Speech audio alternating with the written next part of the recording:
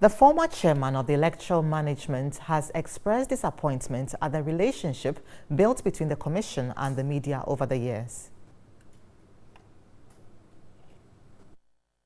Former chairman of the EC, Dr. Afari Gyan, called on the EC to build partnerships with relevant stakeholders, but noted the media had failed to build effective partnership with the EC in support of electoral democracy.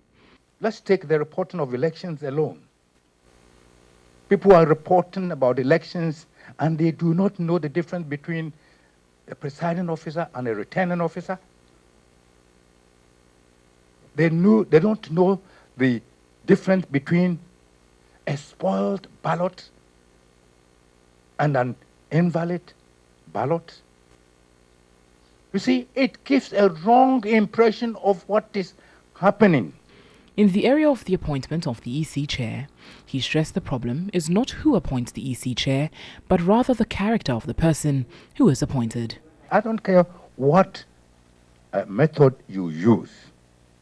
Make sure that the people that you are putting in there are people who can say no to the government if the need arises. There will always be pressures. You know, these politicians, they like to stretch their long tentacles into everything. They do. If you allow them, they will do it. I have not talked about the kinds of pressures and so on that we go through. Yes. All of them. I have fought with them before, but they are my friends and so on and so forth. Yes. You must be able to say no. NPP campaign manager for the 2016 election, Peter McMenu, called on the EC to adhere to international election laws that Ghana is signed onto in order not to run into problems. He dismissed claims he pre-announced the results of the 2016 election. What I did is to invite the NDC and their presidential candidate to concede defeat.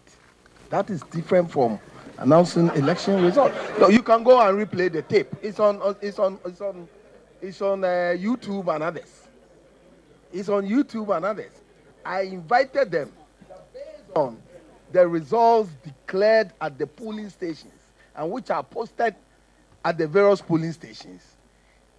With the 80% of polling stations counted and declared and posted, even if we give them the remaining, the outstanding 20%, they still have lost the election, so they should concede.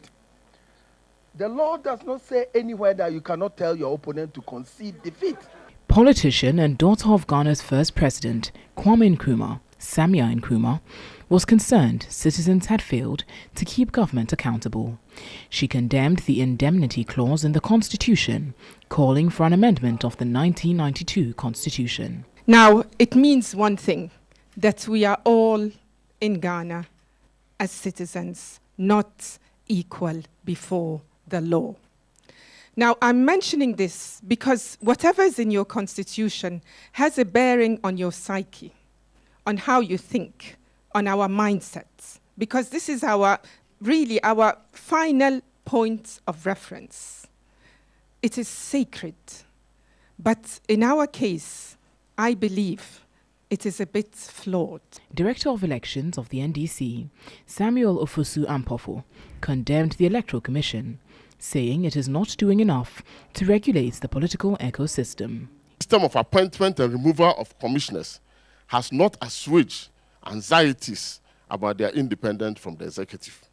In particular, concerns have been raised over the overwhelming influence of the president in appointment and removal of commissioners. More attention, therefore, needs to be given to securing the operational independence of the Electoral Commission in the performance of their duties. This year marks the fourth Accra Dialogue, held by the Institute of Law and Public Affairs, Frederick Ebert Stiftung, in partnership with Media General.